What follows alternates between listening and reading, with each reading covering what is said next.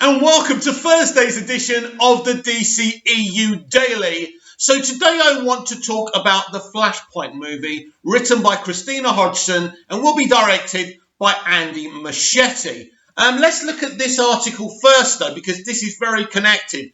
Brandon Routh says his Superman could return for Flash movie. Brandon Routh says his version of Superman could return for 2022's The Flash, joining other DCEU characters that are set to appear in the film. Brandon Routh says there's a possibility that his version of Superman could appear in 2022's Flash.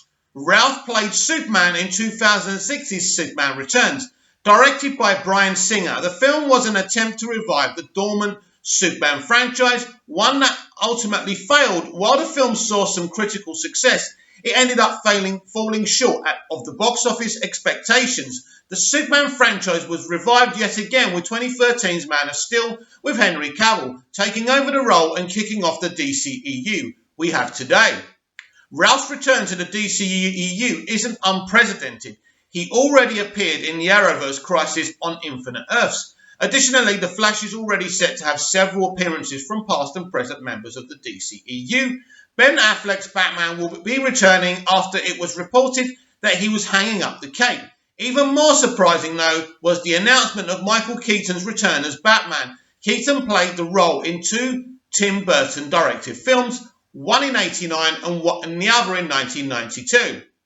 While speaking to Geek House Show, Routh talked about his role as Superman and the potential for him to return to the DCEU. Routh cites his return to the Arrowverse as one indicator of the possibilities. He also mentioned that they're bringing back even more characters from the past DCEU projects, opening up the door for even more cameos. Check out his quote. Can we? Yeah, I think that's always a possibility, Routh said. Of course, they're bringing in Michael Keaton, which I'm excited about, and some other people from the past DC projects. I think it's very exciting. It worked really well in Crisis on Infinite Earths, and I was extremely proud and honoured to be part of it and to reprise my Superman. So it's absolutely a possibility. You can do anything. Everybody lives and dies all the time in those things. Affleck's return as Batman isn't all that surprising. Ezra Miller's current iteration of The Flash was introduced as part of Affleck's Batman Justice League. However, Keaton's return is one to look out for and a hint at the direction the DCEU could be taking. If they explore the multiverse, like in Flashpoint, a potential source of inspiration for the film, it would be entirely possible to bring back Routh's Superman. It would also open the door for many other heroes from the DCEU to appear, including Robert Pattinson's Batman or a number of characters from that film. Now, as far as we know, Robert Pattinson's Batman isn't from the DCEU, but he's canon. He's canonical. They all are. From Reeves' Superman, who basically is Routh's Superman, right, to anyone who's ever appeared in anything DC live action. Most importantly, though, Routh's appearance in Crisis on Infinite Earths was praised for its deft handling of Superman's legacy. Bringing him back again on an even bigger scale could not only solidify his legacy as Superman, but bolster a still struggling effort to bring the DCEU up to the MCU's level. Shut up! Shut up! Where are we? But bolster a still struggling effort to bring the DCEU to the MCU's level. The Flash is beginning to look like the film that will lay the groundwork for the DCEU's future. That is true. Even though it isn't set to be released until 2022, when it's going to be released is irrelevant. Warner Brothers seems to be priming the film to have a considerable impact on the rest of the franchise. This is very, very true. A bit of an uneven article, if you ask me, especially that line about trying to catch up with the MCU. It is not about catching up with the MCU. Maybe with their kind of success and relevance to the audience, but in terms of anything else, we don't want to copy the MCU. Right, this leads me on to my conversation I want to have about the Flashpoint movie, directed by Andy Muschietti. This is a massive task.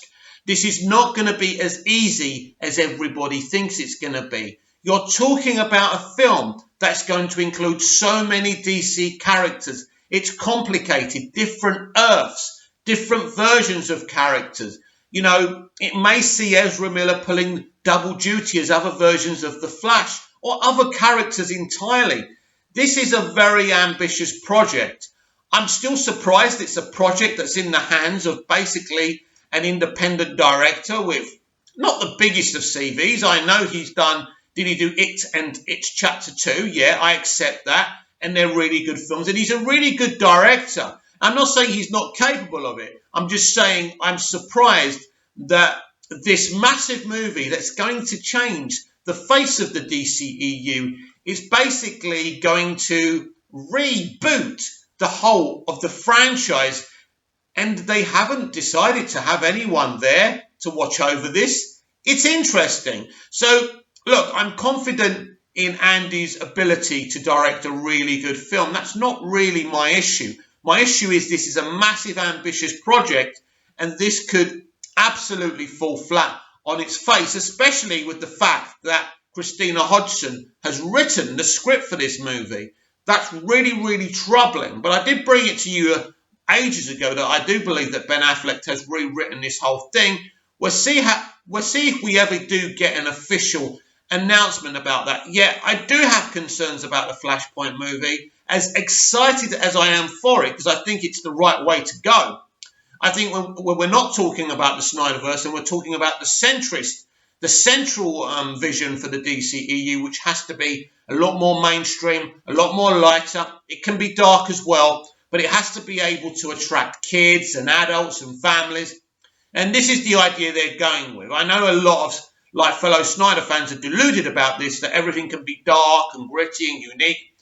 Not if you want to get that family audience, that mainstream audience. That's great that Zack's got HBO Max and the Snyderverse over there, and I can't wait to see Zack Snyder's Justice League and hopefully David Ayer's Suicide Squad. That's great.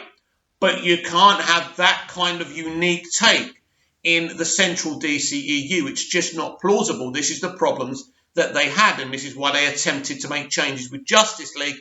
Ultimately, those changes didn't work, but the idea in a business standpoint was the right idea to have. I'm just glad that Zack gets what he wants to do, and everybody else who wants to see something a bit lighter gets to see the DCEU try something. So the Flashpoint is something very ambitious, very unique, and very different, and it's going to reset the entire universe. Whether they can pull it off or not is a different question in point. I don't know. I honestly don't know. We're going to have to wait and see. Wouldn't surprise me if the film is given another rewrite, maybe again by Ben Affleck, and maybe this will be on an official capacity this time. Anyway, it's time for your questions, or should I say Scott Edwards' question this week. So I'm just going to bring it up and give it an answer. So Scott Edwards asks, here's a new question. I've seen reports that Taika Waititi will be playing Starro in the Suicide Squad and that Starro is the main villain of the film. What do you think? I don't think Starro is exactly the main villain. I think he plays a kind of manipulative role. I think he's in the background.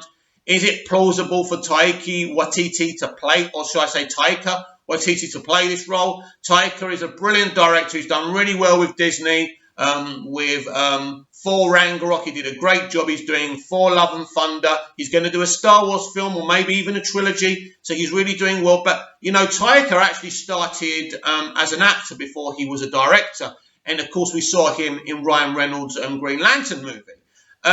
So, obviously, look, this is Hollywood. This is about nepotism.